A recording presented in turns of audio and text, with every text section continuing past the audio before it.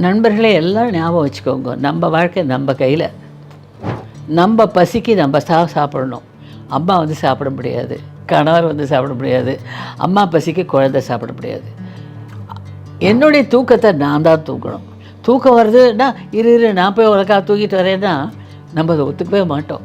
நம்ம தூக்கம், நம்ம பசி எப்படி நம்ம முயற்சி போடணுமோ அதை போல் நாம் மன ரீதியாக வாழ்க்கையில் வளர்ச்சி பெறணும்னு நினச்சாக்கா நம்ம தான் முயற்சி போடணும். ஒரு சுச்சுவேஷனை பாசிட்டிவாக பார்க்குறதும் நெகட்டிவாக பார்க்குறதும் நம்ம கையில் தான் இருக்குது. பாசிட்டிவாக அதை ஆக்கிட்டோன்னு வச்சுக்கோங்க, நமக்கு நம்ம நிம்மதி கிடச்சி விடுறது, நம்ம அடுத்த வேலையை கவனிக்க போயிடலாம். வாழ்க்கைங்கிறது ஒரு தடவை தான் நம்ம வாழ போகிறோம். அந்த வாழ்க்கையை அர்த்தமுள்ளதாக வாழணும்.